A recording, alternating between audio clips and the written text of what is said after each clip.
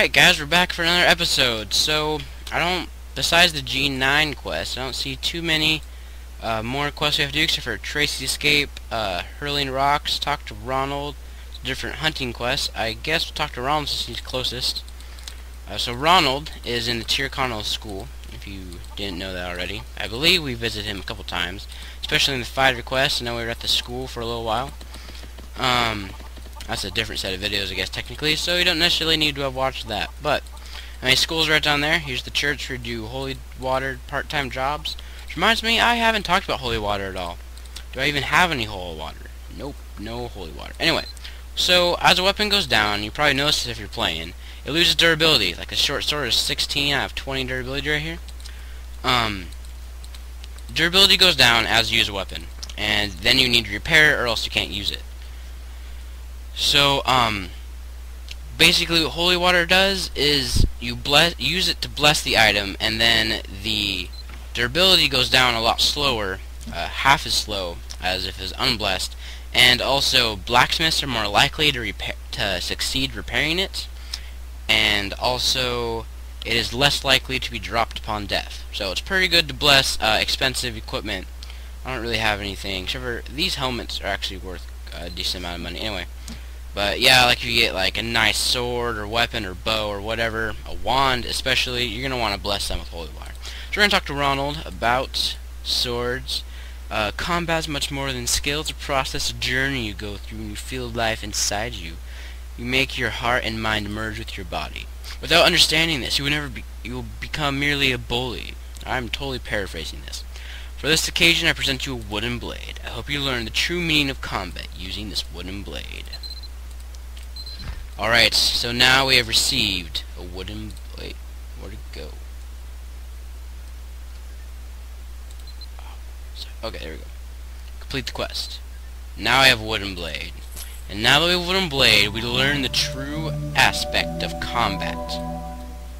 Yeah, me neither. Anyway, so nice free weapon. So you can, as you can see, humans can dual wield swords. This counts as a sword, even though it's wood. So now I have 2 weapons, and I'll hit 6 times, 3 times with each weapon, because they both have a 3-hit combo. Yeah. So next, as I already know, because I previewed the quest for this video, we are going to do Tracy's escape. Tracy's down in the Dugald Isle logging camp. So we're going to summon my horse, or a horse. If you have not your horse yet, that was odd grammar. If you do not have your horse yet, you can go get it at by doing the letter of introduction quest. And if you want to see how that quest is done, you can watch episode 18 of the Let's Play series, which is the last episode. This will be 19. Pretty soon here. Ooh, we got some fellow travelers on the road. We're going to blow past them because our mount is super speedy. Now you can easily see how much time this can save you, as it is much quicker than walking places, even on an eagle. However, the eagles do provide a slight walking bonus, so if your horse is running low on summon time or completely out, you can use your eagle to gain a slight boost. It's nice in dungeons if you're using your eagle to fight or whatever, just to mount up and roll out a little bit faster than walking normally. It may not apply if you're an elf or a giant though, not sure. Anyway, so here's Tracy, and he's going to tell us about Tracy's something or other. He's a lumberjack, and Tracy's kind of a weird fellow, if you read what he's saying. But he's talking to us about Play Dead. What Play Dead is it's an action. We got 200 experience and gain knowledge of the Play Dead skill. It says skill, but you're going to find it in your action tab, and here it is, Play Dead. You can hotkey this, and this is useful because if you use it, you will fall down as if you are knocked unconscious, and monsters will generally not attack you. However, this is not the case all the time, but most of the time you can stay in this and monsters will leave you alone for the most part. You can wait in it until they have dropped their aggressiveness towards you. However, it eats stamina up really fast. You can see it generally dwindling right now. But you can get up, you can cook a skill bubble to cancel it and get back up and get back to fighting. But if you play dead and then get up before the monster's dropped its aggro on you, then you're in for a world of hurt, quite honestly, because they're going to rush at you unless you have time to prepare a skill. Which actually, now that skills load faster, I guess it is more useful. However, as you can see, when you try to get back up, there's a slight lag in getting back up. Anyway, 5 seconds to summon the horse. So the next skill will give us another action-like theme, Bob, is the Hurling Rocks. We have like a Cyan and Bangor. Now, I believe I've been to Dunbarton before, but if not, then this is Dungold Island. It is the map between Dunbarton, and that's my eagle. Hello, Mr. Eagle. How are you doing today? He's doing good, but he's slower than Lucky 2. Let's go, Lucky 2. Hi-ho, Lucky 2 in a way. Anyway, I'm really running out of things to say at this point. Anyway, so let's click over here and then do this. Okay, so here's Tyrconnell, where you're usually hanging out, and here's Dunbarton, so where we're going now. Dunbarton is a very popular place, and lots of people hang out around there. And there's also lots to do. It's much like Tyrconnell. It has similar shops and whatnot. Some of the shops will have more stuff than Tyrconnell because it's a more advanced town and whatnot. But Dunbarton is another town. You can feel free to explore it, meet all the nice, flamboyant NPCs and whatnot. Onward we go. So down here's Dunbarton. We're going to be riding through so you can get a quick glimpse of it. I guess while we're riding here, I'm just going to give information to all the people watching. I'm going to start doing videos on different subjects, as well as the Let's Play to the beginner quest, because as you can tell, I'm running out of beginner quests to do, to an extent. Anyway, so we're going to start doing different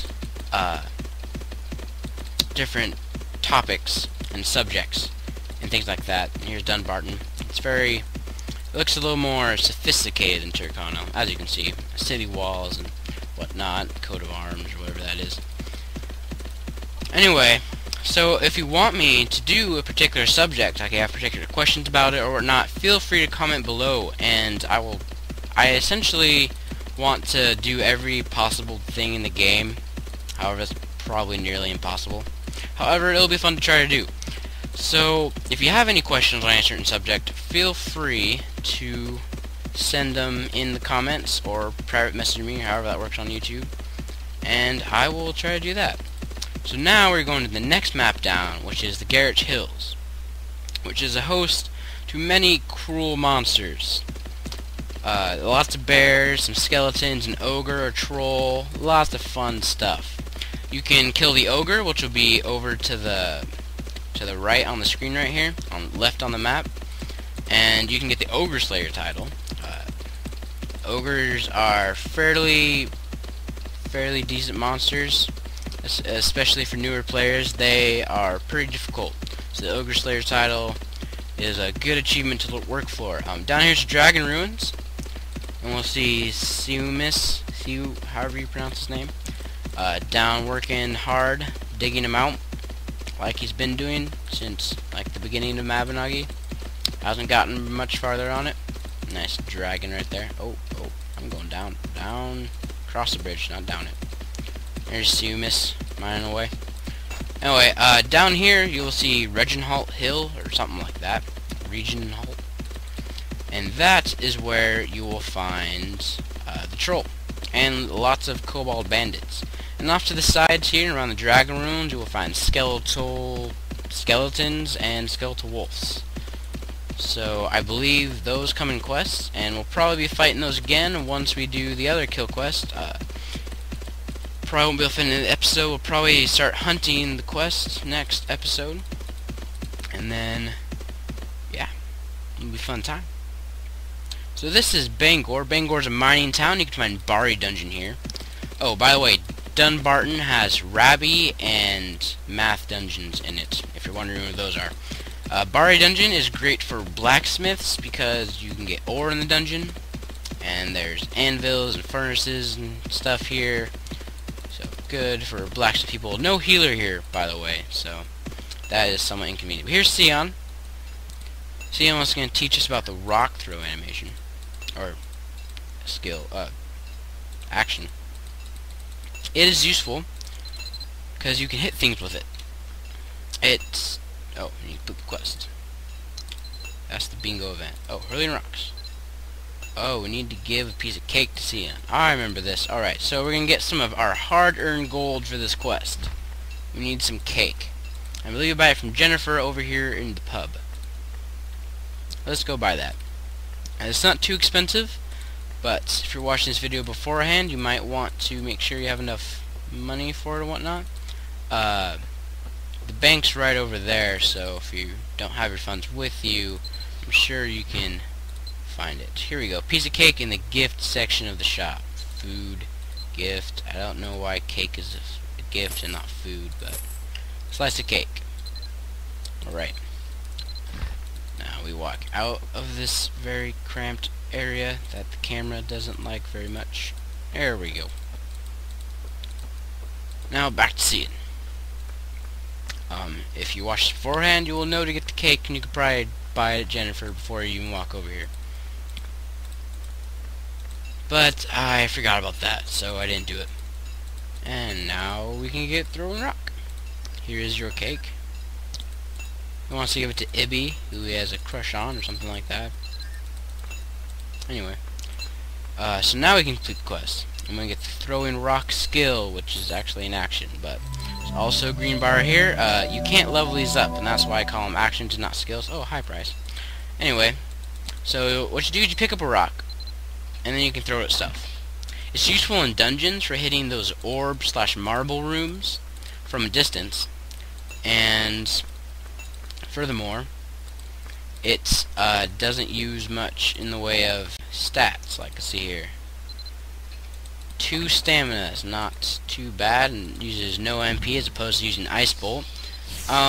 You can use it for getting enemies out of defense and whatnot if you need some sort of ranged attack. However, you have to wait until the animation is complete. Like, you can't do anything until that skill bubble goes away. So you're left vulnerable for a little bit. But now that skills load faster, it's not as much of an issue as it used to be.